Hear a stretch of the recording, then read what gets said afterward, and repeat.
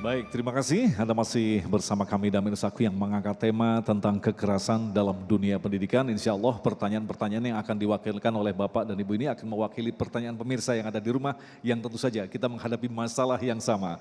Pertanyaan pertama akan disampaikan oleh Bapak Kabir Silalahi yang akan dijawab oleh Habibana Nabil. Silakan Bapak Kabir. Assalamualaikum warahmatullahi ta'ala wabarakatuh. Nama saya Kabir Silalahi dari Bekasi Timur. Berbicara tentang kekerasan dalam dunia pendidikan pada saat ini agak semarak. Sebenarnya dulu pun ini sering terjadi terutama di pesantren. Karena memang memukul itu di pesantren biasanya adalah dalam rangka kasih sayang.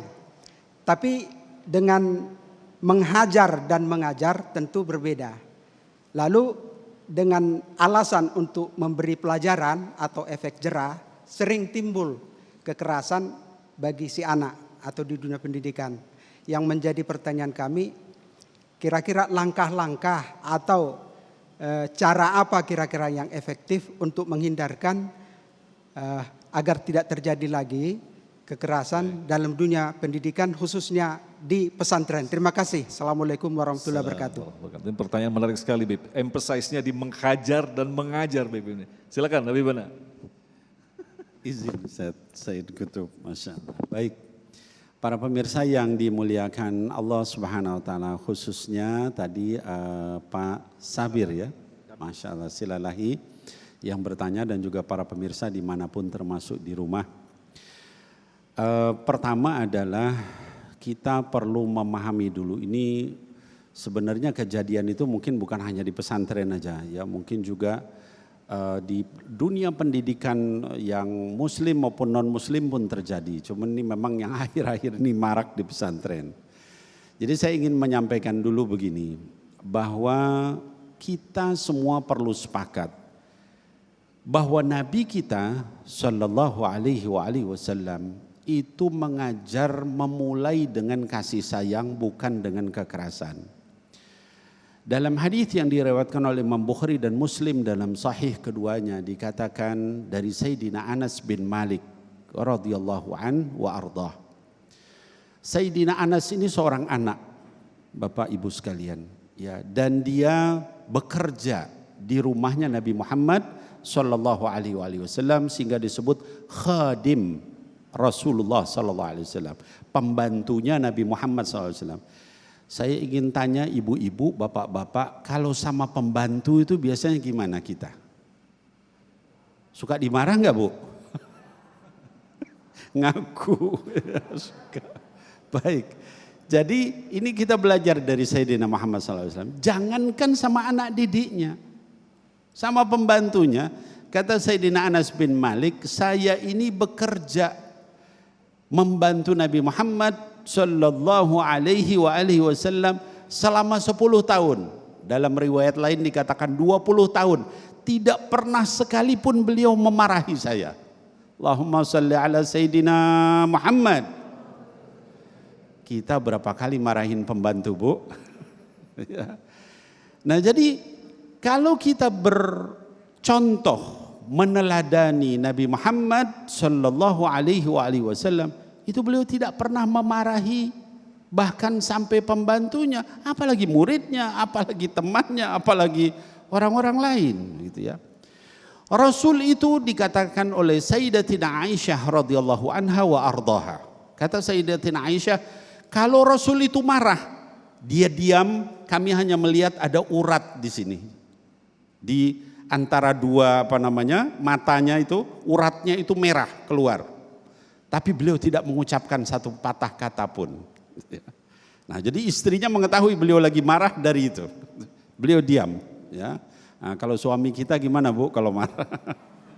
Woi, saya gitu. Tapi enggak di sini ya, tempat saya sana.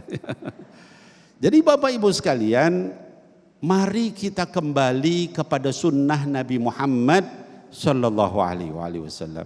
Rasul itu tidak pernah memarahi pembantunya, tidak pernah memarahi anaknya, tapi kok nurut semua. Tadi pertanyaan Bapak, lalu apa caranya supaya bisa begitu? Ya, jawabannya satu Bapak Ibu sekalian, dengan keteladanan. Jangan pernah mimpi kita akan mendidik generasi yang baik, yang solih, yang berakhlak kalau guru-gurunya tidak berakhlak. Mulai dari diri kita sendiri. Saya berikan satu contoh. Di antara anak-anak saya, ada satu anak saya yang ketika dia di sekolah, itu dia diminta jadi imam sholat oleh gurunya, ya dilatih begitu kan sama murid-murid yang lain. Ketika sholat dia nangis. Ditanya sama gurunya, kenapa nangis? Terus dia bilang, Abi itu kalau jadi imam, sholat nangis. Artinya apa?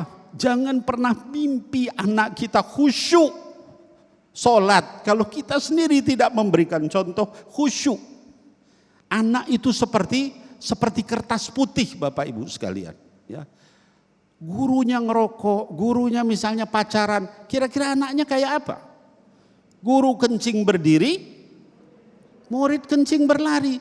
Jadi mulai dari diri kita sendiri. Kalau kita itu punya ruh, cahaya, ibadah, ikhlas, itu masuk ke hati orang lain.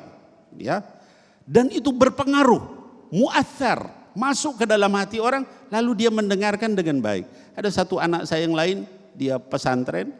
Setelah pesantren dia berubah total. Kenapa? Saya bilang bisa begitu kamu. Ya dulu kamu ngelawan. Iya katanya itu kiainya di sana itu Masya Allah kalau nyampaikan tausiah kita sampai pada nangis. Berubah. Jadi yuk mulai para guru, para asatidat, para santri, kita mulai diri kita sendiri dulu. Perbaiki, tingkatkan ruh kita ketika ibadah. Doakan anak murid kita. Ya Allah mudah-mudahan dikasih hidayah. Ya Allah mudah-mudahan dibukakan hatinya. Itu insya Allah berpengaruh. Tanpa harus kita pukuli mereka dengan kekerasan. Itu mungkin beberapa nasihat dari saya. Wallahu a'lam bishawab. Baik, terima kasih Habibana. Selanjutnya Ibu Yulida.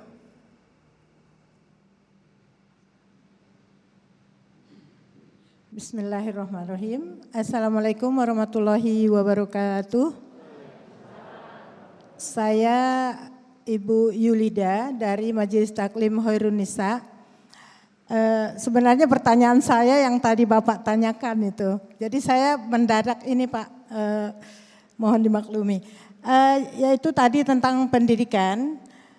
Ini bagaimana cara menanggulangi anak-anak yang suka menonton tayangan kekerasan yang ada di ponselnya. Akhirnya mereka itu tertanam berantam atau berkelahi gitu.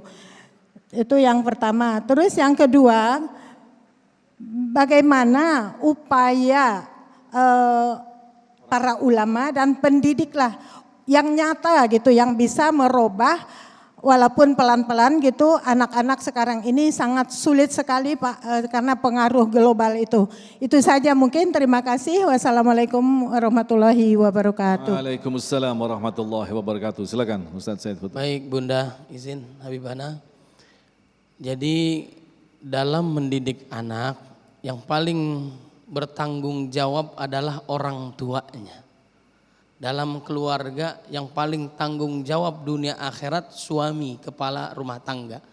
Ar-rijalu qawwamuna 'alan nisa. Jadi ayah, kita tanggung jawab ini mendidik istri dan anak-anak kita dunia akhirat. Jadi kalau anak kita di rumah, tanggung jawabnya orang tua secara penuh. Ya. Tadi saya sampaikan Nabi Ibrahim alaihissalam mendidik itu ada 6. Yang pertama, kita senantiasa tunduk patuh taat kepada Allah, tanamkan keimanan kepada anak. Yang kedua, cari lingkungan yang baik, dekat dengan masjid, berarti sekolahnya sekolah yang baik. Jangan mimpi di siang bolong anak kita pengen hafal Quran tapi sekolahnya nggak pernah diajarin Quran, nggak nyambung nanti. Jaka sembung bawa handphone tulalit, ya. Kemudian yang ketiga adalah apa? Yaitu tanamkan anak kita untuk melaksanakan sholat. Rabbi ij'alni muqimas salati wa min dzurriyyati Rabbana wa taqabbal du'a. Sholat usia 7 tahun suruh sholat. Kemudian sampai ke 10 tahun itu ada tahapnya 3 tahun, lama apa cepat? lama pelan-pelan. Anak-anak jangan disamakan seperti kita, sholatnya harus tegak, harus khusyuk. Beda, namanya juga anak-anak. Masih anak-anak diperlakukan dewasa, nanti tua dia jadi anak-anak. Dia udah bosen dulu seriusnya pada saat anak-anak. Kemudian yang selanjutnya adalah apa? Penanaman akhlak, Bunda, akhlak.